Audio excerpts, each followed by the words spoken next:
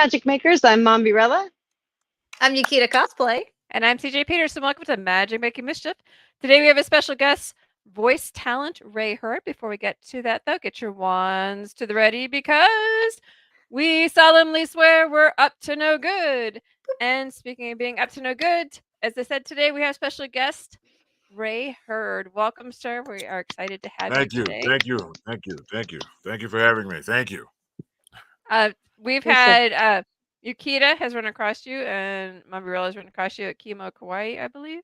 Yep. Yes, Kimo, Kauai. Yes, in Conroe, Texas, down the road from the Dragon Bowl Sea. Heyo. Yes. Yeah. Hey. All right. Good So y'all know about it. All right. So I have not had the chance though to run across you yet. So it is my pleasure to finally meet you face to face. Well, sort of face to face. Yes, my pleasure as well. Yes. It qualifies. It qualifies. It does. I think so. Yeah, So there's face. Yeah. it's a pleasure to finally meet you. Face to face. Yes. Pleasure So, to meet you as well. So whenever we met, it was Kimo Kauai, not this year, but last year. And I got a chance to, learn about some of your roles that you've done. And you talked about the Sacrificial Princess and the King of Beasts. So I looked that one up. Yeah. And hold on, I should have wore this shirt. I've got the thing. And so that was this one. And like, I loved it. Oh my gosh. I loved it so much. And like, and you've got the voice for it. Oh my gosh. When I put the ad out for this week, I was like, okay, this is the voice you want narrating your life, guys. Okay, you need to come and see. We don't need Morgan Freeman. We need Ray Hurd. There you go. The Art of the Ride says Ray is such an awesome guest. Loved meeting him in Conroe. Dude is a mountain. Jeremy says yes. Hey, Jeremy. Yes. Hello. I think it was brief. We just saw each other really briefly. I think CJ. I think that's what it was. I don't. It's so many things that were going on there, and so I was like, man. So I do remember. I remembered your face, but I was like, because I never forget a face. But I was like, I don't think we talked for very long. So I'm glad that we're finally getting to talk. So, usually, if I'm not I was at one Kimo Kauai, wasn't I? Or no? That might have been the one actually. Yeah, maybe. I think that was I was at one. I was at one. Yes. I think that was at one. Mm-hmm. And I think it was that one. Usually, if I'm at a con, if I'm at a con, I'm usually just a streak. You usually see flying by somewhere. I'm a very tall streak though, because I'm 5'11", so I'm usually a very tall streak you see running by. Yeah. And I think I do remember that because actually I do remember, and I remember the story. We'll talk about it afterwards because I do remember we were at a panel because I had to run in and get Mombirella. Yes. Okay. So my daughter had an accident. I know if you remember that. I was trying not to say that live, but sure. Yes, I did. I felt she did. She had an issue, and like so I got a call in the middle of the panel, and I felt really bad having to step out. Like I felt very guilty for that. But that was and that made me so upset because I was like, I really wanted to hear this one. Yeah, I remember you having to leave. Like that sometimes. Yeah, that was me that came and I got her. Yes. Okay, that's probably the time the talk cross paths was right there. Yeah. I knew it. Yeah, and so who is this that breaks up my interview? It was a crazy moment. Who did? It was an emergency. I wouldn't have done it otherwise. I promise. Yeah. It was a crazy moment for sure. But you know, life happens and stuff, and so it was kind of one of those things that you just have to deal with. You were like, "Oh my god, I'm so sorry," and I was like, "Okay, sure, it's cool." I had to finish. I had to do the rest. I think the rest of the panel by myself, and I was like, "Okay." Yes, I apologize for that. I apologize that you handled it very well, and I really appreciate that. No, I'm glad I had the opportunity. It was like, well, imagine one day I'm probably going to have to do this. So this should be, why not? You know what I mean? Yeah, actually, I do remember meeting you. That was the one Kimo Kauai. That was the one, because I think they'd only had two by that time. And I that think was the second one. Yep. They just, that was the second. They just had their third this summer. Mm-hmm. And so. It's the same Kimo Kauai that my mom came to. It was her first convention. Oh, that's right. That was a very busy. That's right. That's when you met my mom. One that year. Yeah. It was. Oh yeah, because it was right after that. Oh my goodness. There was I did events there. Okay. It was a big one. That was a big one. Okay. See, yes. I made everyone cool remember. Things happen at Kimo Kauai. I tied it all together.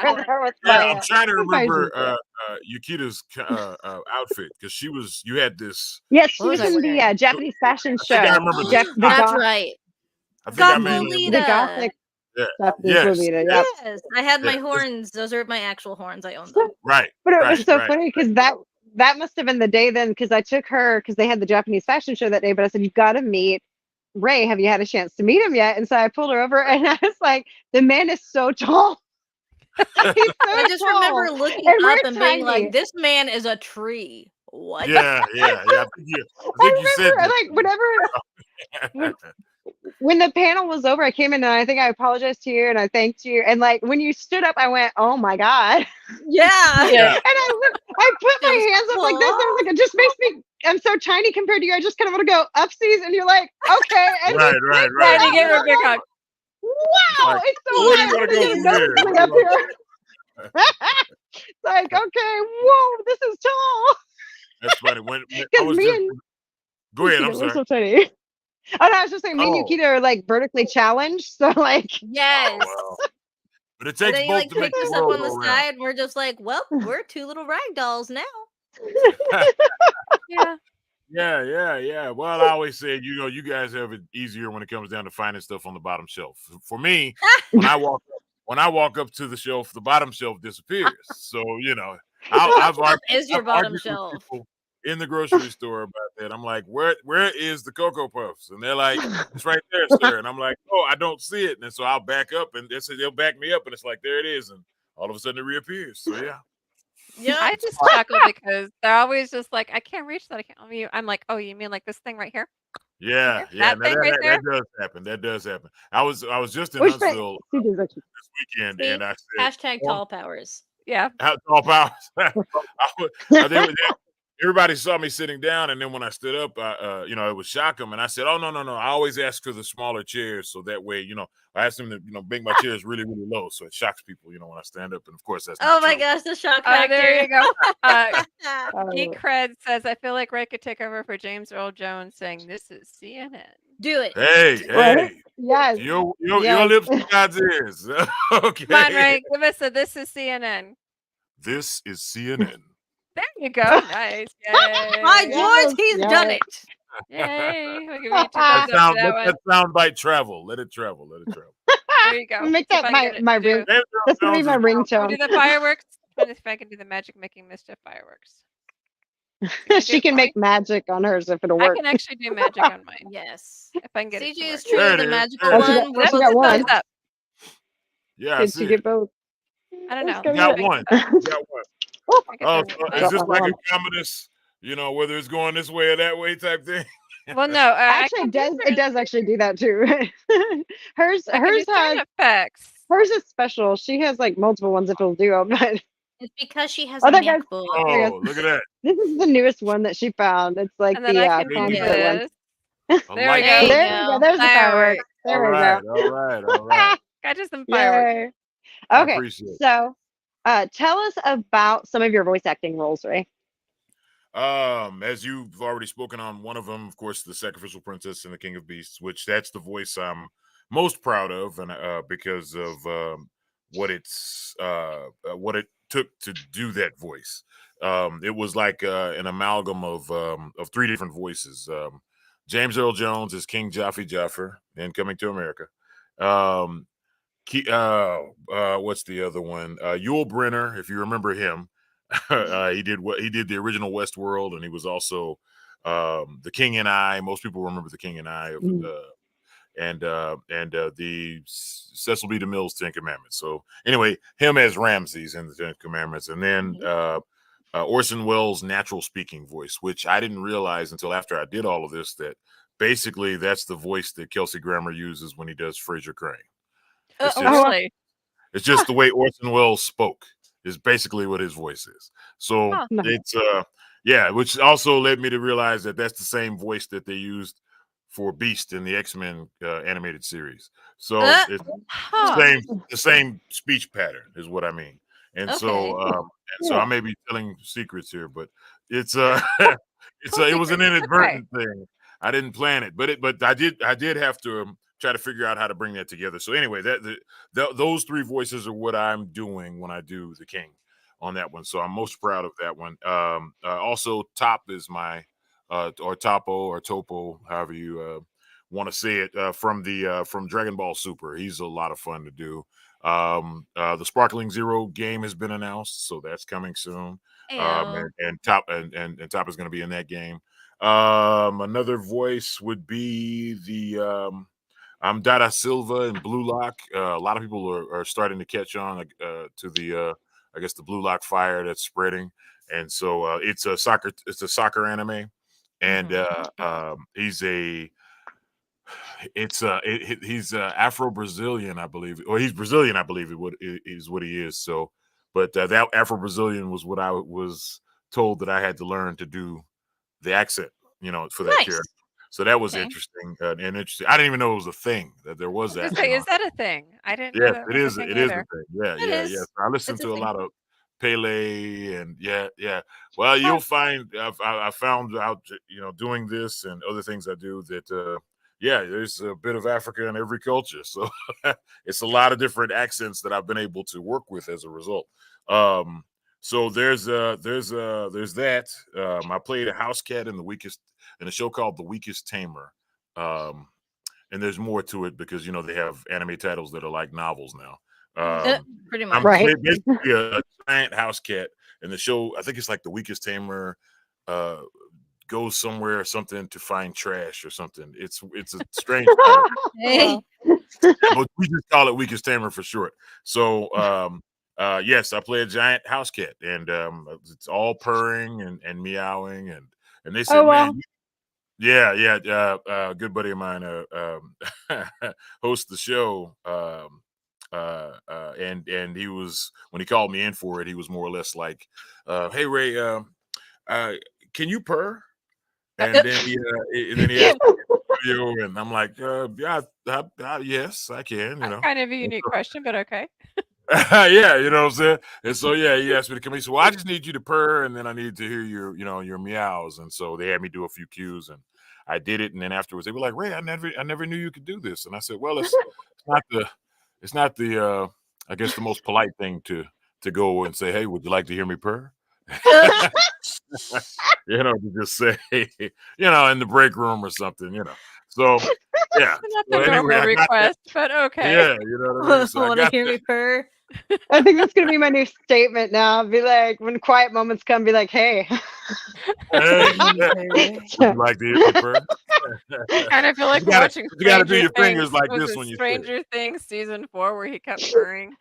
Oh my okay, God. now I'm curious. Can we hear your meow? Oh, it was more or less meow. Well done. Wow. Yeah. Go ahead and embarrass me, why don't you? She didn't ask you to purr, so take the meow. This is true. Those are, I think that's what 4, but it's a wide variety of characters that I have played. I've even played in a game called Smite that was popular at one time. A lot of people knew a lot about it, so I usually bring prints for my Smite fans that come through, and they're like, "Wait a minute, is that Smite?" I'll just have something with the name on it. But I played 3 characters in that. I was Raijin, the Japanese thunder god, and I was also in stark contrast to that, I was I was another character by the name of Jormungand, the Chinese dragon. So there's a Jormungand Norris dragon, and then there's the Chinese dragon, and I was that skin. And yes, I had to do a Chinese accent for that one and a Japanese accent for Raijin, and that was a challenge. But I'm better at the Japanese accent than I am the Chinese accent, but I was able to do both. And so they liked it enough to where they cast me for it and had me do both. And I was like, okay, well, this was interesting. But yeah, those are some of the other ones. And I usually tell people, just Google my name and you'll see all of these other crazy characters and stuff that I've done. Yeah, and I guess just to get through the typical catalog, Admiral Kizaru of One Piece. I'm 5 characters in One Piece. But Kizaru is by far my favorite, and he was my second character that I was ever chosen for.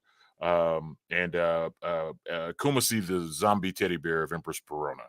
He's this giant teddy bear with this mask over his mouth, and he's always so afraid of Empress Perona, and he talks like that quite often. So I could see you playing a teddy bear, though. Yeah, that matches. Yeah. Well, it took me. Yeah, it matches. Yep. Yeah. Yeah, and yeah. So He's like, yeah, it does. You're right. Well, I I'm think my thinking wife would about. agree. Well, I'm thinking about that new. It's new to me anyway. It's a slang out, choosing the bear, women choosing the bear over the man, and I'm like, well, Oh I put it yeah, there. yeah. You know, I thought it was funny because I like don't really. used I to still be. don't understand it though. So you explain it to me. Maybe maybe I'll know better. You know, I don't quite get it myself because I used to I've think calling a guy yeah, a teddy bear was a compliment because it meant they were bro. like huggable, and it's like Yeah. I just want to hug you. I've But heard I of that's thought it. that, I fine don't now. understand the new age concept because I yeah, work it's with a a bunch of weird youngins thing. and they've talked about it, and I'm like, back in my day. Right. Yeah, Right. that makes you feel old real fast. So Back in my day. has anybody? Nobody's explained it. Like, there's no way Not to. really, not to where it makes sense. Okay. Yeah, It makes I sense to mean, their generation and good on Right. them, but like me and I my mean, 30-something-year-old self is like, what? I get the concept, but not in reality. So like, no. Yes. Yeah. Yeah. Yeah. Because you can always try a bear and find out. But I just Right. The more you fluff about, the more you find out. yes. The more you fluff about, yes. And that's the second time I've heard that today. And that's I Oh my the other I'm one was in not the show. But yeah. okay. Well, okay, just listen. Well, the word. Wait, the optimal word is fluff. Fluff. That's the optimal word, right? I was poking around on your website, and I saw other things on your website. You were a movie announcer too? I do movie trailers, so Okay, cool. I do the voice. I can. That's one of the I could services see that that. I offer. So I can. I have it now. To be fair, I have not done a. I have not done a. I've done it on a smaller level, small scale. So like more of a local thing.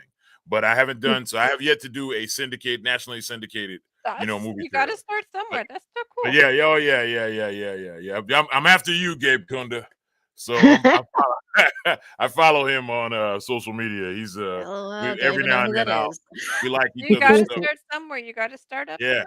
Well, Yeah. when I first found out about him, and this is a compliment, by the way. But as I first found out about him, I was like, dude, you're like at least 10 to 15 years younger than me. Like, what am I doing wrong that I can't do Aw. these trailers? But yeah, he's great, and I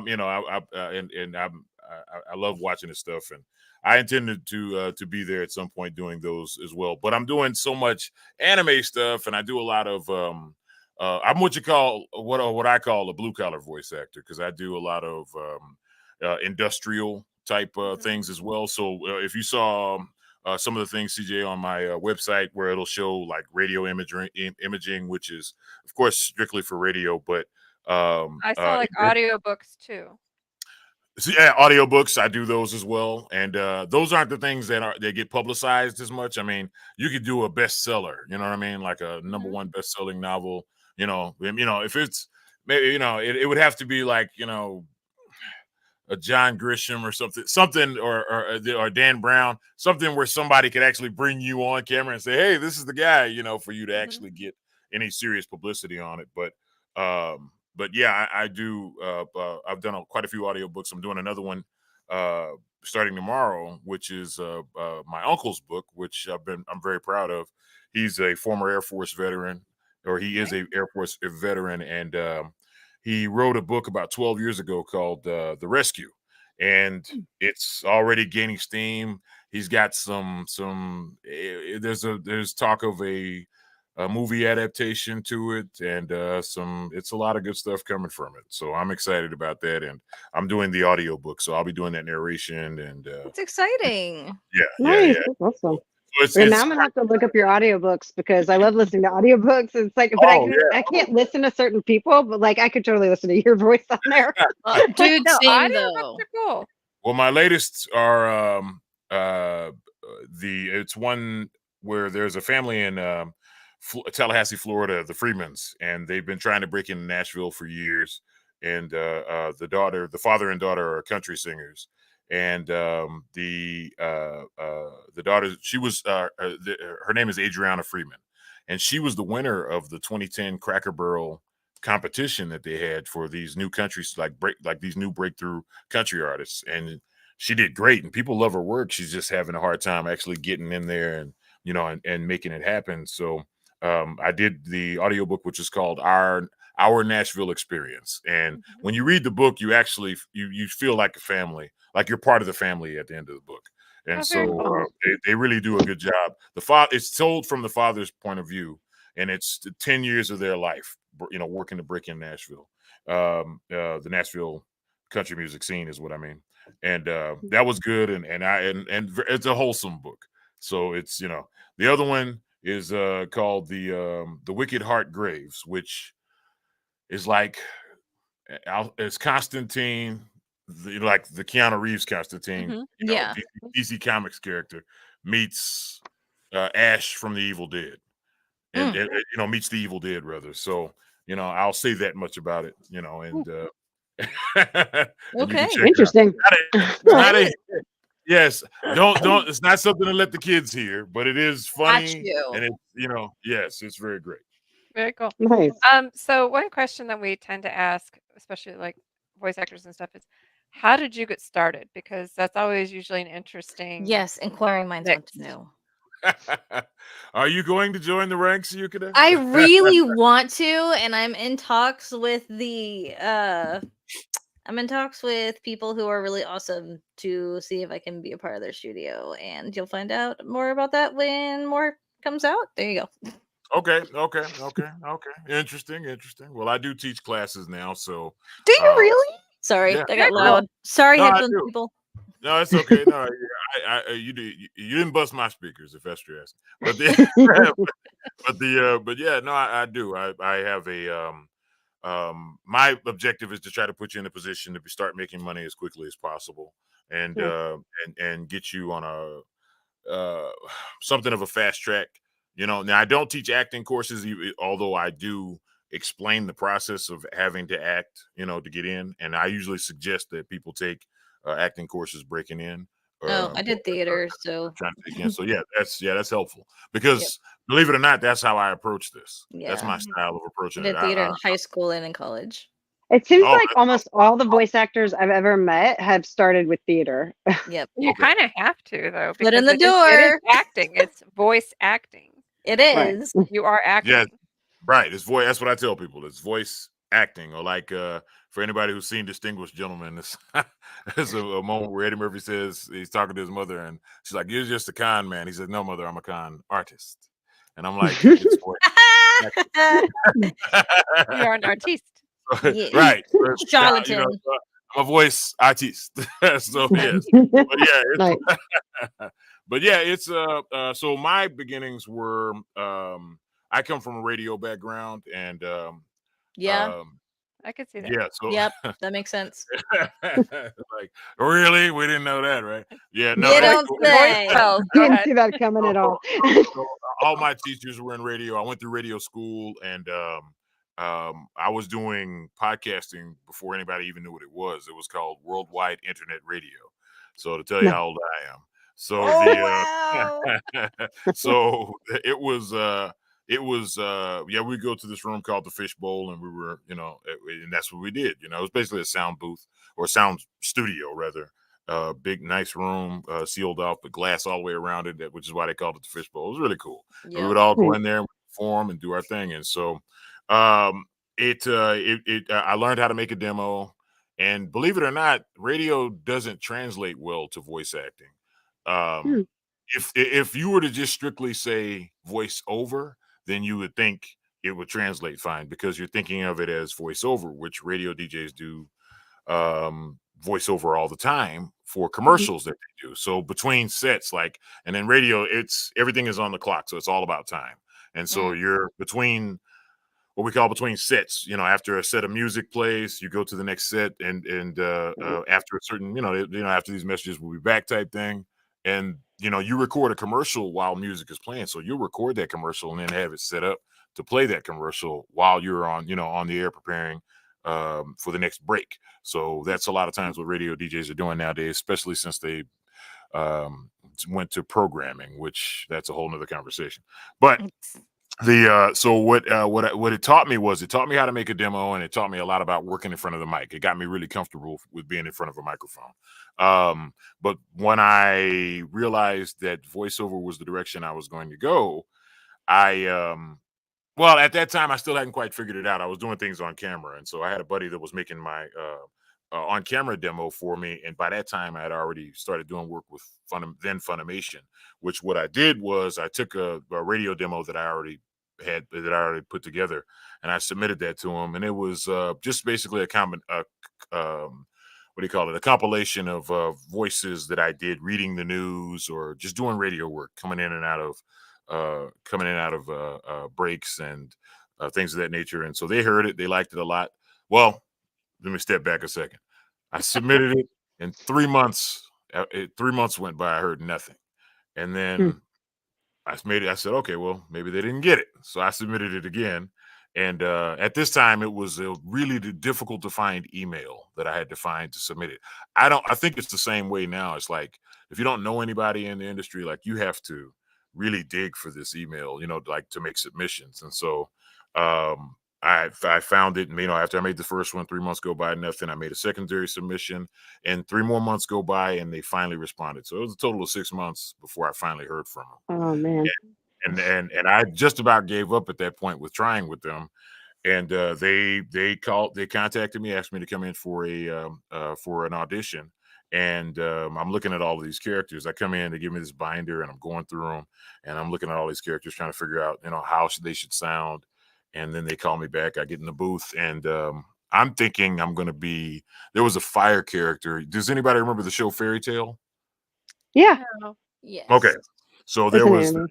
I can't remember his name at the moment, but the popular fire character. He's got red hair, and he's got the wrap around his neck, the Scottish style wrap around his that he wears. But anyway, that was the character I was aiming for, and what I got was Azuma, and Azuma was their big bad. He was like probably the worst bad guy they had ever had, and he was a really serious character, which was right up my alley because I like serious characters because I'm from like the Robotech, Street Fighter, Gotcha, man. Yeah, the original Mortal Kombat, that era, And so so I was like, this is cool. And that was how Azuma was, that finish him type mentality. So anyway, that was my very first character. And then afterwards was Admiral Kizaru. And that was my break-in. I did 4 characters that year. And at that time, they really only had, and I didn't know this at the time, but they really would only allow no more than 2 characters in a year for any actor. And so I did 4, and I won an award for Breakthrough Voice Actor of that year. And I was like, and they reached out to me and told me, hey, Ray, you're the winner of this, and it's on the Behind the Voice Actors .com. And I was like, I didn't know. Nice. Oh yeah. That's I mean, awesome. it was really cool. And so I was gloating about the fact that I beat Chris Sabat in a category that year. And I was like, yeah. And Chris is a really cool guy. He's a buddy of mine. But it was so cool to just be there and be amongst, ranked amongst other voice actors that were breaking out that year. And so that was basically the beginning. So I guess long story long. There you go. Love it. We have literally 1 minute left. If you were to give somebody one little gold nugget piece of advice on how to start, what would you tell them? Learn how to make a demo. Learn how to make a demo. And one of the things that I preach in my voice classes is mastering the monotone, because it's not what most people have they get in front of a microphone and they start announcing, and people don't even realize that's what they're doing. And that's the first thing I had to learn to drop, was the announcer. And some people that never have gotten in front of a microphone before, that's what they do. They all of a sudden start to change, and their voices go up, and they start to talk this way. And I don't really know why I'm speaking this way, but this is the way I sounded. And so, and yeah, it's crazy. It's crazy, but people do it all the time. And so just learning how to relax and, and speaking in natural form. But I apologize. I took up all the time. I didn't know that there was.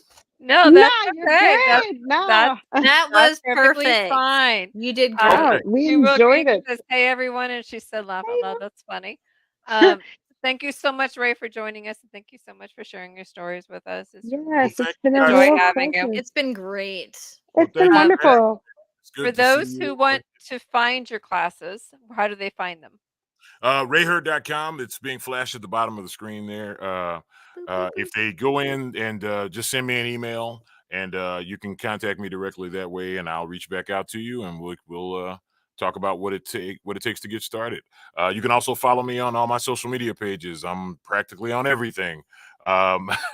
And under Ray Hurd voice _actor, or Ray Hurd, and that's RAYHURD RAYHURD. And once you type that in, everything, you'll see my face, you'll know it's me. Perfect. I'm about to Yay. spell that myself for those who are listening. That's RAYHURD. Perfect. That's Well, right. thank you, sir. Next week we're going to have BFG cosplay and photographer coming next week, so don't miss it. Mombi, you getting ready to take us out? Everybody, get your wands to the ready. Yes, thank you so much for joining us again, Ray. We would love to have you back sometime again. Also, if you'd like to join us again sometime. I'm Yes, speaking for everybody here, but yes. I'll try not to take up all your time next time. So yes. No, it's Awesome. your No, turn. that's the do it. point. Yes. You're supposed to. Okay, That's your job. I've got Yes. stories. That's for sure. I got stories for everyone. Awesome. We gotta have him on again. We'd love to Yes. hear.